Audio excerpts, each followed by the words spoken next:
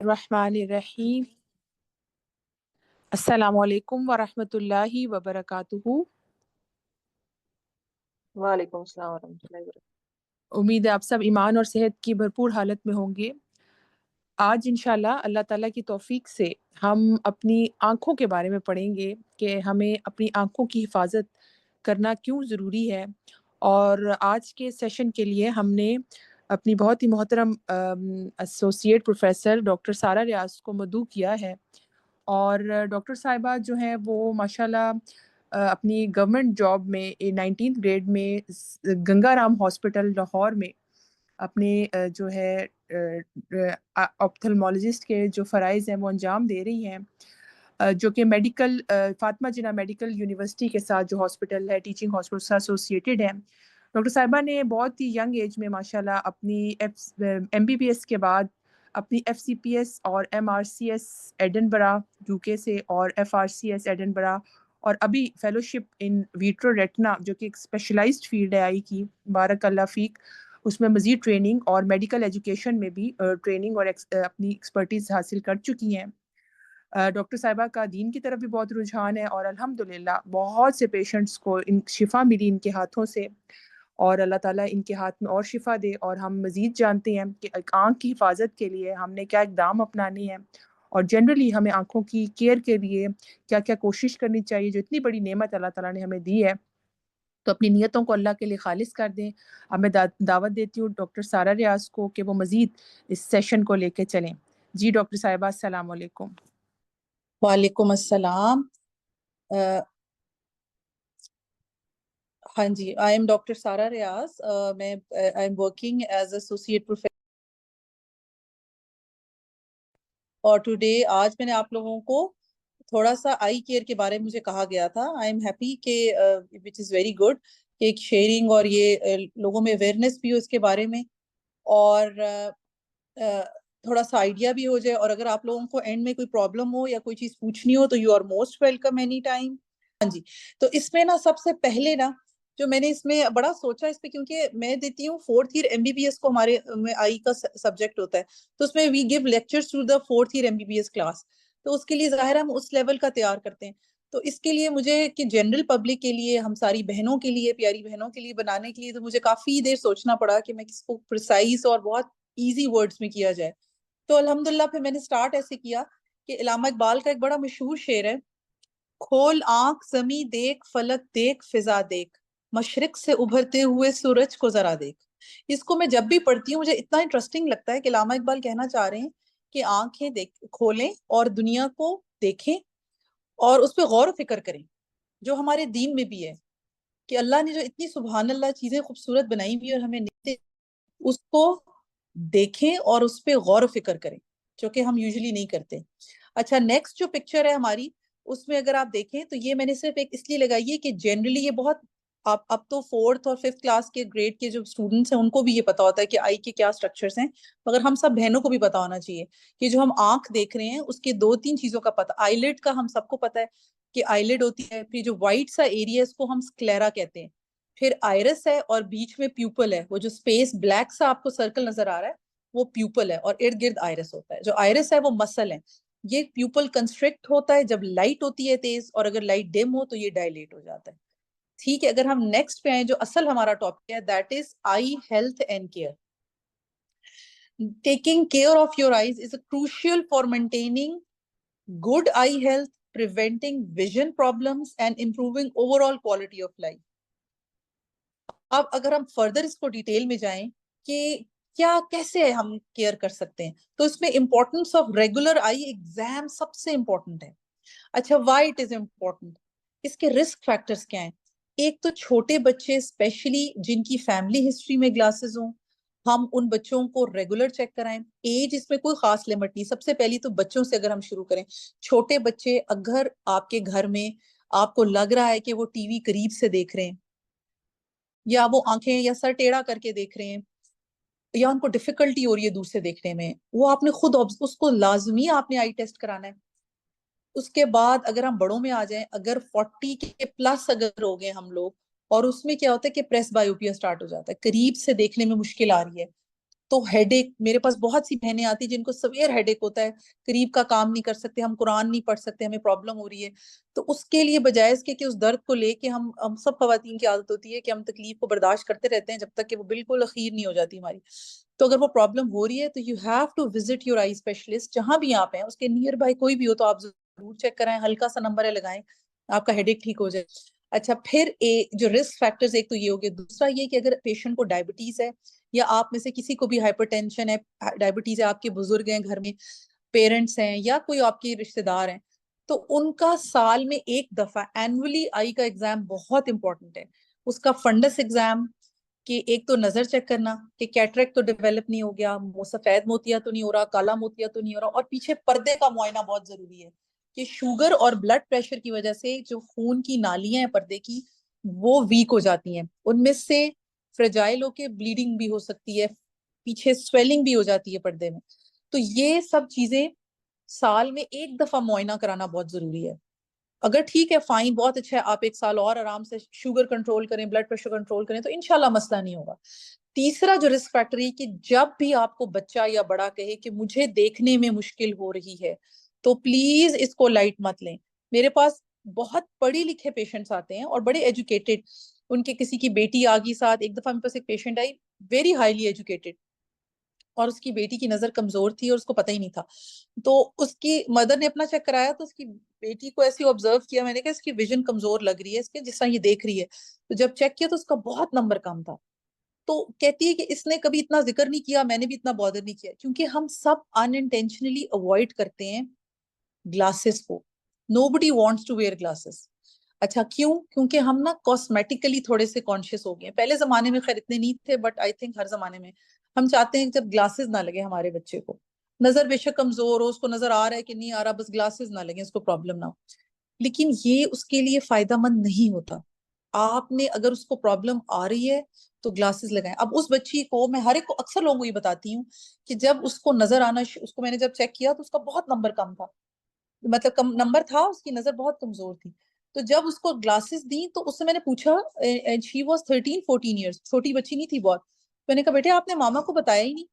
तो उसने कहा कि मैं समझती थी कि दुनिया में सब इतना ही धुंधला देखते हैं, हर एक को इस तरह ही नजर आ रहा है, इतना क्लियर कभी मुझे नजर आया, मुझे अंदाजा ही नहीं था कि इतना क्लियर भी नजर आता है। तो आपने खुद आइडेंटिफाई करना है। आप अपने घर में सबसे बड़ी डॉक्टर खुद होती हैं, जो मदर है ना, मैं तो हर मदर को कहती हूँ she is a doctor in her house, इसलिए कि वो सबसे ज्यादा बच्चों को ट्रीट भी वही कर रही होती है, उनको असेस भी वही कर रही होती है, फीवर भी वही चेक कर रही होती है, उसको भी पता कौन सी डोज कैसे देनी है, वो ज्यादा अच्छी डॉक्टर है और ज्यादा गौर से और मोहब्बत से देखेगी ना मेरे बच्चे के कोई मसला तो नहीं है। अच्छा, उसके बाद आपने ये सब चीजें देख ली, उसके बाद व्हाट टू एक्सपेक्ट, आप एक्सपेक्ट क्या करते हैं कि मैं जाऊंगा तो क्या होना चाहिए, मैंने क्या एग्जाम कराना है। तो आप जब आई स्पेशलिस्ट के पास जाते हैं तो उसमें सबसे पहले तो वो आपकी विजन चेक करते हैं। ये जो ट्रायल फ्रेम पिक्चर है, इसमें जो ट्रायल फ्रेम बना हुआ है, ये तो हम सब ने ही देखा होता है कि किस तरह वो विजन चेक कर रहे होते हैं। तो आपकी एक तो विजन चेक होना बहुत इंपॉर्टेंट है कि विजन में प्रॉब्लम तो नहीं आ रही। सेकेंडली, आंख का प्रेशर, आंख का दबाव चेक करना, जैसे ब्लड प्रेशर होता है ना, ब्लड का प्रेशर, इस तरह आंख का भी प्रेशर होता है। It is very important, check the eye pressure regularly. अगर किसी की family history of glaucoma, glaucoma में क्या होता है, आंख का प्रेशर बढ़ जाता है। अगर आपके खानदान में किसी को काला मोतिया है या ग्लोकोमा है, फिर तो आपने लाजमी खुद भी चेक कराना है, अपने बच्चों को, बहन भाइयों को, सबको चेक कराना है, क्योंकि जो काला मोतिया है ना, ग्लोकोमा, ये फैमिली में रन करता है। एक ये दूसरा टेस्ट ये हो गया। थर्ड में आपने रेटिनल एग्जाम, रेटिनल एग्जाम क्या होता है कि वो प्यूपल को डायलेट करके पीछे से आपका पर्दा देखते हैं। अब पीछे से पर्दे में क्या इंपॉर्टेंस है, जो बंदा कहता है जी जरूर चेक कराना है, उसके अंदर आपकी ऑप्टिक नर्व है और आपका रेटिन, जो देखने वाली आपकी जगह है, इसको मैकुला कहते हैं, वो है। अगर तो अर्ली डायबिटीज है, फाइन, हाइपरटेंशन है, आप कंट्रोल कर रही हैं, इंशाल्लाह कुछ भी नहीं होगा। अगर तो काफी अर्सा हो गया, कई पेशेंट्स आते हैं 20-25 साल हो जाते हैं, उन्होंने कभी नहीं कराया होता और उनको धुंधला नजर आ रहा है, ग्लोकोमा भी हो रहा है, कैटरेक्ट भी हो रहा है, पर उन्होंने कभी बॉदर ही नहीं किया। जब बिल्कुल एक्सट्रीम में हो जाता है फिर वो आते हैं। तो आपने उसको असेस करना है। घर में अगर किसी को है तो आपने उसको पूछते रहना है कि आपको नजर ठीक आता है, कोई मसला नहीं। अगर आप बुजुर्ग आपको बता रहा है कि मुझे देखने में मुश्किल आ रही है, तो उसको प्लीज एक दफा जरूर एग्जामिन करा लें। अब जहां भी है कुछ है, चलो हम आपको टेस्ट जरूर करा लेते हैं, इसको आपने ना इग्नोर नहीं करना। अच्छा, अगर हम कॉमन आई प्रॉब्लम्स में आ जाएं तो वो कौन कौन से हैं? कैटरेक्ट की तकरीबन हमें सबको ही पता है, जिसको हम आम जबान में सफेद मोतिया भी कहते हैं। ये सफेद मोतिया क्या होता है? सफेद मोतिया ये होता है कि आपकी आंख के अंदर एक लेंस होता है, वो ओपेसिफिकेशन हो जाती है उसकी, वो सफेद होना शुरू हो जाता है। सफेद मोतिया इस तरह भी आप समझ सकते हैं कि अगर आप अपने कमरे की खिड़की से बाहर देख रहे हो तो आपको क्लियर नजर आता है ना, आपने पर्दा हटा दिया तो आपको बाहर नजर आ रहा है, दरख्त है, बारिश हुई हुई है, ग्रीनरी है, ब्यूटीफुल। अगर आप समझे कि एक वाइट कलर का ट्रांसल्यूसेंट सा पर्दा आपने लगा दिया, पतले से पर्दे भी लगा दिए, तो सफेदी आ गई आपकी आंख के सामने। आपको बाहर थोड़ा बहुत नजर तो आ रहा होगा, जो होते हैं ना थोड़े से पतले से पर्दे होते हैं सफेद, तो आपको पता चल रहा होगा कि दरख्त भी है, हाँ बाहर बारिश हुई भी है, कुछ है, लेकिन क्लियर नजर नहीं आता। तो सफेद मोतिये में। अच्छा, दूसरा जो हमारे जो प्रॉब्लम्स पेशेंट सिम्टम्स हैं उसमें ये होता है, एक तो ब्लरिंग होती है, दूसरा पेशेंट कहते हैं कि हम जब धूप में निकलते हैं तो हमें एकदम से धुंधला नजर आता है, धूप पे तो बिल्कुल मुश्किल होता है। थर्ड, रात को जब ड्राइविंग कर रहे हो तो गाड़ियों का ग्लेयर पड़ता है और एकदम से धुंधला हो जाता है। ये सारी चीजें कैटरेक्ट के साथ है। अगर हम ऊपर, हाँ ऊपर वाली स्लाइड पे अगर हम देखें, सेकंड ग्लोकोमा, मैंने आपको थोड़ा सा बता दिया कि ग्लोकोमा क्या है। कि ग्लोकोमा आंख का दबाव, आंख का प्रेशर बढ़ने से जो आपकी पीछे ऑप्टिक नर्व है वो डैमेज होना शुरू हो जाती है, जिसको ग्लोकोमा कहते हैं। तो इसमें हमने करना कुछ नहीं होता पहले जमाने में। अभी भी अक्सर लोग ये समझते हैं कि काला मोतिया तो लाइलाज है, अगर खुदा ना खासा हो गया तो आंख जाया हो जाएगी, नजर खत्म हो जाएगी। ऐसा कुछ भी नहीं है, अल्हम्दुलिल्लाह। अच्छा, अब हमने ये करना है। अच्छा, अगर आप कैटरेक्ट ग्लोकोमा हो गया, फिर है एज रिलेटेड मैकुलर डिजेनरेशन। ये क्या होती है? एज के साथ आंख की जो पर्दा है ना, जिस जिस पर्दे के ऊपर जो देखने वाली जगह होती है, जहां से हम फोकस देख रहे होते हैं, उसके ऊपर एज के साथ कुछ चेंजेस आ जाती हैं, ड्रूजन आ जाते हैं, कुछ इस तरह की लिपिड और ये सारी चीजें ना, फैट सब इकट्ठा होना शुरू हो जाता है। उसको मैकुलर डीजेनरेशन कहते हैं। ये एज के साथ बढ़ती है। इसकी कोई सर्जरी नहीं है, इसका कोई ऑपरेशन ऐसा सच नहीं है। इसकी कुछ एहतियातें हैं कि आप अवॉइड करें, कुछ फूड अवॉइड करें, टिन फूड अवॉइड करें, और इस तरह की चीजें आप ग्रीन लीफी वेजिटेबल्स लें तो ये प्रोग्रेस कम होता है। थर्ड में है dry eyes, that is very common in our society, और हमारे घर में बहुत ज्यादा कॉमन क्यों हो गया है? एक सबसे बड़ी वजह है इसकी, स्क्रीन टाइम बहुत ज्यादा बढ़ गया हम सबका। वो हम सब कुछ तो अवॉइडेबल नहीं भी होता, जैसे बच्चों को आजकल बहुत ज्यादा काम मिल रहा है ऑनलाइन और असाइनमेंट्स हैं, they have to be on iPad और मोबाइल्स और laptop to do their task, वो एक अलग बात है।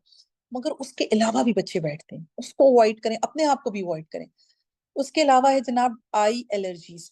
आई एलर्जीज यूजुअली उन बच्चों को या लोगों को होती है जिनको जैसे एस्थमा है या हे फीवर है या इस तरह की चीजें, उनको एलर्जीज बहुत होती हैं। उसमें प्लीज अवॉइड करें सेल्फ मेडिकेशन। मैंने बहुत से बच्चे, पिछले दिनों दो भाई आए थे किसी और शहर से, उनको क्या मसला था कि वहां पे उनको आंखों में एलर्जी होती थी। डॉक्टर आई स्पेशलिस्ट को नहीं दिखाते थे, वही जो जो भी वहां पे आम बैठते हैं, कोई वो जो होते हैं ना, कोई नर्स या कोई इस तरह, तो उन्होंने उसको स्टीरॉयड दे देनी, स्टीरॉयड डालते रहना और उससे थोड़ी बेहतर हो जाना। उस पेशेंट बच्चों में से एक की एक पूरी आंख जाया हो चुकी थी स्टीरॉयड डाल डाल के, बिल्कुल काला मोतिया हो चुका था और उसकी नजर खत्म हो चुकी थी, दूसरी आंख की थोड़ी सी रह गई थी। Same with his brother. ये जो है ना कि उन्होंने कहा जी एक दफा दे दी स्टीरॉयड, हमने कहा इससे ठीक होता है, फिर हम खुद ही डालते रहे, जब मसला होता हम खुद ही डाल लेते। तो प्लीज अवॉइड सेल्फ मेडिकेशन आप। और यूजुअली हम लोग अक्सर ये करते हैं, कोई मसला होता है ना, फार्मेसी जाते हैं, कहते हैं डॉक्टर को क्या दिखाना, फार्मेसी पे जो बैठे हैं उनको ज्यादा पता है, उधर चले जाते हैं, वो कहते हैं जी ये लो जी डेक्साक्लोर ले लो, बड़ा मशहूर 40 या 50 रुपए का ड्रॉप मिलता है, उसमें होती है बहुत स्ट्रॉन्ग स्टीरॉइड्स। अब होता क्या है कि वो स्टीरॉयड डालते हैं ना, कंफर्टेबल उस वक्त हो जाता है पेशेंट, मगर वो आंख का प्रेशर भी बढ़ाते हैं। अगर आप बगैर रीजन के डालते रहें, बहुत ज्यादा फ्रीक्वेंट डालें। सेकेंडली, अगर आंख में इन्फेक्शन और वो एलर्जी ना और आप वो डाल लें तो उससे वो प्रोग्रेस कर जाती है, तो आपने उसको भी अवॉइड करना होता है। अच्छा, अब नेक्स्ट में अगर आप आ जाए eye injuries, it is very important, ये हम सब के घर में सब बहनों के लिए इंपॉर्टेंट है। एक तो बच्चों की आंखों की इंजरी, खुदा ना खास्ता कोई इंजरी हो जाए, इट कैन बी केमिकल और मैकेनिकल। अच्छा, अगर हम मैकेनिकल को पहले डिस्कस थोड़ा सा कर लें, तो उसमें ये होता है कि अक्सर हमारे बच्चे या बहन भाई कजन्स मोटर बाइक पे जा रहे होते हैं और आते हैं, कहते हैं पता नहीं एकदम से हमने ग्लासेस नहीं पहनी हुई थी, पता नहीं कोई चीज आंख में चली गई और आंख स्वेलिंग और आंख सूजी हुई। तो अक्सर उसपे ना फॉरेन बॉडी चली जाती है। हवा में भी तो काफी डस्ट होती है, और उसमें अक्सर ये जो फ्लाईज होती हैं, इनके कोई पर या कोई छोटी सी चीज आंख में चली जाती है। अच्छा, एक ये चीज होती है। दूसरा मैकेनिकल ट्रॉमा ये होता है, ये जो हम देखते हैं ना, वेल्डर्स होते हैं, वेल्डर्स अक्सर ग्लासेस नहीं लगाते, ग्लासेस के बगैर ही वेल्डिंग कर रहे होते हैं। उसमें भी आयरन का कोई स्पार्क सा जाके आंख के अंदर चला जाता है, बाज़ दफा अंदर तक जाता है, बाज़ दफा ऊपर ही रह जाता है, तो वो भी फॉरेन बॉडी आ जाती है। तो मैकेनिकली फॉरेन बॉडी जा सकती है, घर में भी जा सकती है। अभी पिछले दिनों मेरे पास एक बच्ची आई थी जिसकी आंख में पेंसिल लगी थी। अब वो पेंसिल ने उसकी पूरी आंख जो है ना उसकी रप्चर हो चुकी थी। अब हमने उसको सूचर तो कर दिया, लेकिन विजन प्रोग्नोसिस तो खत्म हो गई। ठीक है, आई अंडरस्टैंड वेरी वेल कि बच्चों को आप हर वक्त गोद में नहीं रख सकते, बच्चों ने इधर उधर भागना भी है, शरारत भी करनी है, बट कोशिश करें कि बच्चों की इर्द गिर्द ऐसी चीजें ना हो जिनसे चोट लगे। मैं भी पिंडी में जब थी अल-शफाई ट्रस्ट में, तो मेरे पास एक बच्ची आई, वेरी स्मॉल चाइल्ड, 2 साल की बच्ची थी, और उसकी आंख में मुर्गे ने चोंच मार दी थी, और वो कोई 5-6 जगह से आंख फटी हुई थी। और मैं फिर उस पे बहुत हैरान हुई। उन्होंने कहा जी वो तो खैर है, बच्चे तो खेलते रहते हैं, छोटा सा बच्चा भी सिर्फ चलना शुरू हुआ था, मुर्गियों के साथ खेलते हैं, कोई मसला नहीं है। तो आपने इस तरह की चीजों को अवॉइड करें जहां पे आपको लगे कि आंख पे चोट लग सकती। आजकल पेट्स का बहुत रिवाज है घर में। मेरे पास एक पेशेंट इधर ही आया लाहौर में, उसको उसके अपने कुत्ते ने काटा था। काटा ऐसे था कि उसको वो कहते नहीं, काटा नहीं है, प्यार प्यार में उसने पूरी आंख में नाखून मारता हुआ स्क्रैच कर दिया था। उसकी पूरी आंख, आईलिड सब कट रही थी। इवन देन भी उसकी इतनी मोहब्बत थी, तो वो कह रहा था कि नहीं नहीं, वो तो प्यार से कर रहा था, कोई मसला नहीं। तो बहरहाल ये सारी चीजें। अच्छा, फिर केमिकल इंजरी बहुत इंपॉर्टेंट है। हमारे वॉशरूम्स में एसिड्स और ये पड़े होते हैं, फिनाइल और ये सब, इसको प्लीज इनको बच्चों की पहुंच से दूर रखें। कोई भी केमिकल है, इट कैन बी थिनर, घर में अगर पेंट हो रहा है तो थिनर पड़ा होता है फ्रीक्वेंटली, कोई बच्चा आ जाए वो उसको पता नहीं चलता। स्पेशली हम ना अक्सर ये चीजें पुरानी पेप्सी 7 अप की बॉटल्स में रख देते हैं, वो बच्चों को बिल्कुल पता नहीं होता, उससे बचें। दूसरा, ये केमिकल बाज़ दफा वॉशरूम जो साफ कर रही होती है ना, उनकी आंखों में भी चला जाता है। अगर ये ऐसी कंडीशन हो तो फिर क्या करना है? फिर आपने ये करना है कि हमेशा याद रखें, आपने आंख को पानी के छींटे मारने, अच्छी तरह वॉश करना है, और फौरन हॉस्पिटल जाना है। खुद से आंख मलनी नहीं है, चाहे कोई भी चोट लगे। अगर मैकेनिकली आपको लगता है कि कोई फॉरेन बॉडी आंख में चली गई, कीड़ा चला गया है, कोई चीज चली गई, आंख सूज गई है, तो आंख को मलना नहीं है। अगर बच्चा है छोटा, उसको ब्रूफन का सिरप दे दें। अगर बड़ा कोई बहन भाई है या कोई बड़ा बच्चा है, उसको ब्रूफन दें। आंख को आप आराम से उसे बंद रखे, और उसको फौरन हॉस्पिटल ले जाए। आंख को मलने से जो है ना वो ट्रॉमा ज्यादा होता है, मलना नहीं है आपने। अच्छा, और केमिकल इंजरी में ये कि आपने वॉश करना है। कोई भी आंख में केमिकल चला जाए तो अच्छी तरह पानी के छींटे मारें और सीधा हॉस्पिटल चले जाएं। अच्छा, तीसरी ये चीज है कि इन सब के लिए आपने खुद से ना खुद से मेडिकेशन कोशिश करें ना करें। अच्छा, केमिकल 2 तरह के होते हैं, एसिड एंड बेस।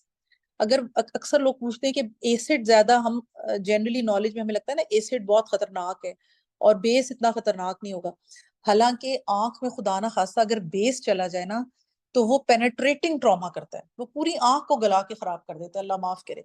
जो एसिड है ना, वो प्रोटीन्स को कोगुलेट कर लेता है, वो रुक जाता है समहाउ, अल्लाह के करम से। है दोनों ही खतरनाक, लेकिन दोनों के लिए आपने करना है कि आंख को वॉश करना है अच्छी तरह, नॉर्मल ठंडे पानी से, गर्म करके नहीं, उससे भी जख्मी होते हैं, दरमियाना पानी, उससे अच्छी तरह वॉश कर लें। अच्छा, अब नेक्स्ट पिक्चर पे अगर आप जाते हैं, तो जो नेक्स्ट पिक्चर है ना, ये मैंने डाली थी कैटरेक्ट की। अगर आप राइट पे देखें तो आपको प्यूपल नजर आ रहा होगा, उसके पीछे ये लेंस होता है, और बीच में आप देखें व्हाइट सी ओपेसिटी आना शुरू होगी है। तो ये जो ओपेसिटी ना, इसको सफेद मोतिया भी आप कह सकते हैं और कैटरेक्ट भी कह सकते हैं। ठीक है, तो इसकी अगर हम ट्रीटमेंट की तरफ जाएं, तो इसकी ट्रीटमेंट इस सर्जरी। आजकल फेको इमल्सिफिकेशन है, लेजर के साथ बहुत जबरदस्त सर्जरी हो रही है, without any stitch, without any injection, और 5 से 7 मिनट की सर्जरी होती है, और पेशेंट माशाल्लाह अगले दिन बेहतरीन होता है और उसको काफी बेहतर नजर आना शुरू हो जाता है। तो ये कैटरेक्ट है। नेक्स्ट पे अगर आप स्लाइड पे चले जाएं, ये एक बच्चे की पिक्चर है जिसका रेड हुई हुई है सारा स्क्लेरा। ये है सब कंजेक्टाइवल हेमरेज, ये भी बहुत कॉमन है। अच्छा, अक्सर बच्चे आ जाते हैं कि भाई आपस में लड़ रहे थे, उसने उसको धक्का दे दिया, वो गिर गया, उसने उसको पता नहीं क्या तकिया मारा, तो ये आंख रेड हो गई। अच्छा, अगर ये भी कंडीशन हो ना, तो आप परेशान नहीं होना। घर में कोई चीज है, कोई बात नहीं, देख लेते हैं, कर लेते हैं, कोई बात नहीं, अल्लाह खैर करेगा। एक तो फौरन इन्ना लिल्लाहि राजिऊन पढ़ लें तो इंसान को वैसे भी सब्र आता है और चीज बेहतर हो जाती है। दूसरा, फौरन सदका निकाले। मैं हर पेशेंट को कहती हूँ, कोई भी आता है मैं कहती हूँ अच्छा अल्लाह खैर करे, इसकी दवाई भी सब कुछ ही है, लेकिन आपने सदका भी निकालना है। अच्छा, थर्ड आपने ये करना है कि अगर इस तरह का बच्चा आपके पास आता है ना, परेशानी की बात नहीं, यूजुअली इतना डैमेजिंग नहीं होता। इसमें होता है कि आप ट्रॉमा से ना, स्क्लेरा के ऊपर एक कोई ब्लड वेसल होती है जो उसी वक्त ब्लीड करती है और रुक जाती है, लेकिन इसको जाने में 2-3 वीक्स लगते हैं। तो अक्सर पेरेंट्स परेशान हो जाते हैं कि ये चला जाएगा नहीं जाएगा, ये हमेशा तो नहीं रहेगा। अच्छा, इसके बाद ना आप इसको डॉक्टर को जरूर लेके जाएं। बाज दफा ये हेमरेज तो आपको सामने नजर आ रहा है, लेकिन बाज दफा बैक ऑफ द आई पे भी ट्रॉमा होता है, उसको भी दिखाना जरूरी है। इसकी विजन चेक करना आप घर में वैसे ही कर लें। बच्चे को कहें अच्छा इसको ये नजर आ रहा है, टीवी देख रहा है, ठीक है चलो फाइन, थोड़ी तसल्ली होगी कि नजर आ रहा है, ज्यादातर नजर ठीक होती है, बट इसका पीछे से पर्दा भी चेक कराना जरूरी होता है। अच्छा, अगर आप नेक्स्ट पिक्चर पे आ जाएं तो इसको अगर आप गौर से देखें ना, अगर इसको जरा सा जूम करें या इसको बड़ा करें, तो इसमें एक छोटी सी फॉरेन बॉडी आपको कॉर्निया पे नजर आ रही होगी। आपको नजर आ रही है प्यूपल के नीचे एक स्मॉल सी, एक छोटा सा, ये इस तरह की फॉरेन बॉडी होती है। अगर आप इस समझे, अब इसको गौर से ये देख लें, एक स्मॉल सा आपको नजर आ रहा है ना, ये छोटे सा, लेकिन जब इसको आप मल लेते हैं ना आंख को, तो ये पूरी एपिथेलियम को ब्रेड कर देता है और फिर आपकी आईलिड पे भी जख्म हो जाता है। तो आपने इसको, अगर ऐसा हो, आप आराम से उसको की आंख बंद कर लें, कोई नहीं, अभी हम हॉस्पिटल चले जाते हैं, साथ एक ब्रूफन दे दें, पेन किलर दे दें, बच्चा कंफर्टेबल हो जाता है और आप सीधा हॉस्पिटल आ जाएं, इमरजेंसी में आ जाए, कहीं भी आ जाए। अच्छा, अब नेक्स्ट में हमने देखते हैं आई सेफ्टी एंड प्रोटेक्शन। इसकी क्या इंपॉर्टेंस है? इसकी बहुत इंपॉर्टेंस है, खास तौर पे वो बच्चे जो कि ग्लासेस पहनते हैं और जिनको हाई मायोपिया होता है, जिनका माइनस का नंबर ज्यादा होता है, इवन माइनस का हो या प्लस का नंबर हो, उसके लिए क्यों क्यों वाई इंपॉर्टेंट है? देखो, जिसका माइनस का नंबर ज्यादा है या प्लस का नंबर जो भी, आपकी जो आई बॉल है ना वो वीक हो चुका होता है। होता कुछ भी नहीं है अगर उसको ट्रॉमा ना हो, आपने हर हाल में ट्रॉमा अवॉइड करना है आपने। जैसे छोटे बच्चे हैं, कुछ बच्चे हैं जैसे इनका -11, -10, -9 नंबर होता है, तो उन बच्चों को हम कहते हैं कि आप आउटडोर एक्टिविटीज करो, मगर इस तरह के खेल ना खेलो, जैसे गुल्ली डंडा नहीं खेलना आपने वो कुछ इस तरह की गेम ना खेलें। और जैसे होता है ना कि स्क्वॉश या फिर जो बॉल वाली ऐसी गेम जो कि आंख में खुदा ना खास्ता लग से, टेनिस है, इस तरह की चीज ना खेलें, क्योंकि वो आंख पे अगर ट्रॉमा हो जाए ना तो फिर खुदा ना खास्ता पीछे आंख का पर्दा भी फट सकता है। तो मतलब ट्रॉमा ज्यादा इजीली हो सकता है जो पेशेंट्स ना हाई मायोप होते हैं। अच्छा, आप प्रोटेक्ट और कैसे कर सकते हैं? अगर ऐसा हो तो पेशेंट को गॉगल्स पहने, ग्लासेस पहने। अच्छा, उसके अलावा आप रबिंग को अवॉइड कर सकते हैं, जैसे मैंने आपको पहले बताया एलर्जी के पेशेंट्स हैं तो avoid rubbing of the eyes, उससे क्या होगा कि ट्रॉमा कम होगा। और रेगुलर आई एग्जाम, जैसे छोटे बच्चे हैं उनका ग्लासेस का नंबर आ गया, ठीक, तो आपने उसको फर्स्ट दफा आया तो हर 3 मंथ्स बाद आपने चेक कराना है, क्योंकि जब बच्चे ग्रो कर रहे होते हैं उनका आई का साइज बढ़ता है तो माइनस का जो नंबर होता है ना वो बढ़ता है। तो अगर जैसे एक मेरे पास बच्ची है, पिछले साल दिसंबर में आई तो उसका -1.5 था, और 3 मंथ्स के बाद आई, उसने एकदम से हाइट गेन की तो उसका एकदम से -2.5 हो गया। तो क्योंकि उसका हाइट बढ़ गई थी, उसका आई का साइज बढ़ गया, तो वो 3 मंथ्स बाद उसका ना, यूजुअली फिर एक टाइम आता है कि रुक जाता है नंबर, लेकिन जब उसका बढ़ है तो आपके लिए इंपॉर्टेंट है कि आप उसका नंबर चेंज करें ताकि उसको सही नजर आए। अच्छा, इसके लिए इंपॉर्टेंट गेट, ये जो है ना रेगुलर आई एग्जाम, और क्या इंपॉर्टेंस है, अगर आप बच्चे को वो नंबर नहीं लगा रहे जो उसकी रिक्वायरमेंट, जिससे उसको सही नजर आता है, अगर वो नंबर नहीं लग रहा तो पेशेंट को, बच्चे को ब्लर नजर आएगा। अब उसका नुकसान क्या है? ठीक है ब्लर नजर आ रहा है कोई बात नहीं, नहीं, उसका ब्रेन डेवलप हो रहा है। हम सब अगर इसको गौर से समझें, हमारी हाइट बड़ी होती है, बच्चों के ब्रेन डेवलप हो रहे हैं, आई का साइज बढ़ा है। अगर बच्चा क्लियर नहीं देख रहा 6-6, तो उसका ब्रेन समझेगा कि जो ब्लर है यही नॉर्मल है, और वो उसी तरह डेवलप होता जाएगा ब्रेन का पार्ट। और बड़े होके आप जितनी भी कोशिश कर लें, वंस के स्टेबल हो गया और उसने वो फिक्स हो गई उसकी निगाह, तो फिर आप बेशक लाखों का, हजारों का लेंस लगा दें, मगर उसको 6-6 नजर नहीं आएगा। तो बचपन में इट इज वेरी इंपॉर्टेंट कि हम उसका टाइमली ग्लासेस कर रेगुलर एग्जाम करें।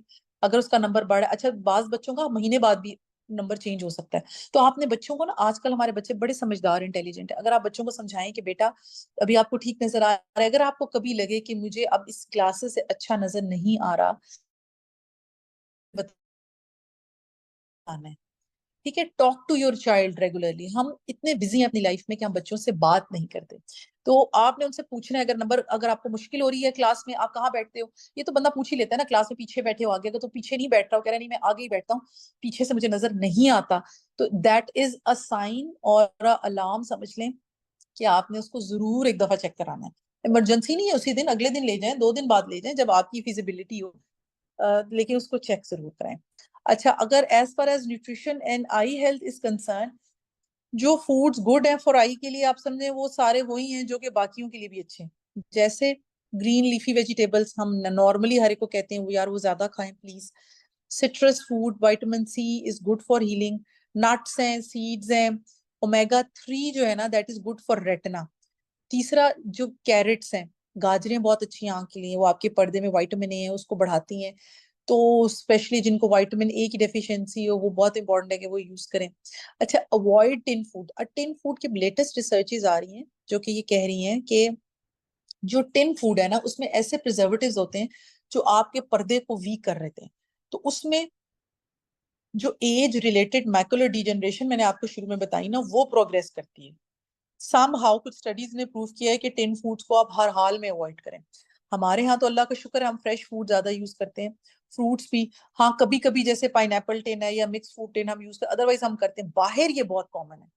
वो तो वेजिटेबल सीड्स और वो पीज हर चीज उनकी टिन में होती है, उसमें ज्यादा नुकसान है। बहरहाल ये हमें भी अवॉइड करना चाहिए। अच्छा, अब ये जुल्यूटीन और जीजेंथीन है ना, इसके टैबलेट्स हैं, एक्सक्यूज मी, वो भी अच्छे होते हैं लेकिन ऐसे आम यूज करने के लिए होते हैं। वो खास जैसे एज रिलेटेड मैकुलर डिजेनरेशन है या जिन पेशेंट्स पे इंडिकेशन है उसके लिए जरूरी है, हर पेशेंट के लिए नहीं होते। मैं वैसे हर बच्चे को बहुत कम लोगों को देती हूँ, इसलिए कि मैं हर एक को कहती हूँ कि ये जो मेडिसिन है ना इन सब में भी केमिकल होते हैं, तो we should try to avoid all the chemicals all the time. Even Panadol को भी अवॉइड करना चाहिए अनलेस के बहुत जरूरत ना हो। तो अगर इसकी बहुत इंडिकेशन बने तो फिर ये देनी चाहिए, ऐसे ओवर द काउंटर नहीं यूज करनी चाहिए। अच्छा, अगर हम नेक्स्ट पर आ जाएं, जैसे चिल्ड्रन आई के हमने थोड़ा बहुत डिस्कस कर भी लिया है। अच्छा, आप पेरेंट्स के लिए टिप्स तो हम थोड़ा सा कर चुके हैं, अब रेगुलर एग्जाम पे भी हमारा काफी एम्फेसिस हो चुका है। अब इनकरेजिंग गुड आई हैबिट्स क्या हैं, तो ये हम बच्चों को बच्चों को इनकरेज करें रीडिंग बुक्स पे। अब बच्चे रीडिंग बुक्स करते हैं आईपैड और मोबाइल्स पे, उसको अवॉइड करें। बुक्स रीड करें लेकिन अच्छी लाइट में, ये नहीं कि बेड के अंदर घुसे हुए हैं, बहुत कम रोशनी है और उसमें पढ़ रहे हैं, उसको अवॉइड करें। आउटडोर प्ले और आउटडोर एक्टिविटी को इंक्रीज करें। अच्छा, हम कहते हैं जी हम क्या करें, हमारे मेरे पास अक्सर पेरेंट्स आते हैं हमारे बच्चे बाहर नहीं जाते, बाहर नहीं खेलते, मैं इनको इतना कहता हूँ, ये कहती हुई नहीं जाते। भाई आपको खुद भी जाना पड़ेगा, आप मेरे साथ खुद जाए ना, आप वॉक कर लें, वॉकिंग ट्रैक पे बच्चों के बीच में खेल लें, आप उनके साथ वॉक कर लें। अच्छा, दूसरा avoid screen time before bed. ये तो बिफोर बेड की आप तो हर वक्त है, पहले कहते हैं बिफोर बेड नहीं, अब हम कहते हैं पूरा दिन जो है ना अवॉइड करें।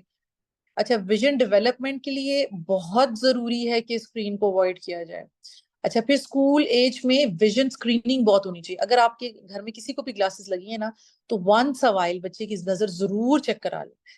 और अगर नहीं भी लगी हुई, अब मैंने देखा है मेरे पास ज्यादातर पेरेंट्स आते हैं जिनको कुछ भी नहीं नजर होती, बच्चे सबको ऐनक लगी होती है, तो जो स्क्रीन टाइम है ना, अच्छा अगर हम स्क्रीन टाइम पे थोड़ा सा ध्यान दें तो जो इंटरनेशनल रिकमेंडेशंस है ना वो ये हैं कि आपके बच्चे ने या आपने ना दिन में हर 20 मिनट के बाद, मैक्सिमम 25 मिनट के बाद 5 to 10 मिनट्स की ब्रेक देनी है आंखों को। ठीक है, जैसे आपने घंटे का आपने कोई ड्रामा देख लिया है, और ठीक है ड्रामा आप देख सकते हैं, कोई नहीं, कोई और चीज देखनी, कोई डॉक्यूमेंट्री देख रहे हैं, आप कुछ और अपना काम कर रहे हैं, दीन का काम कर रहे हैं, अपनी क्लास ले रहे हैं, तो आप 20-25 मिनट बाद स्क्रीन से अपनी आंखें हटाएं 5 मिनट्स के लिए।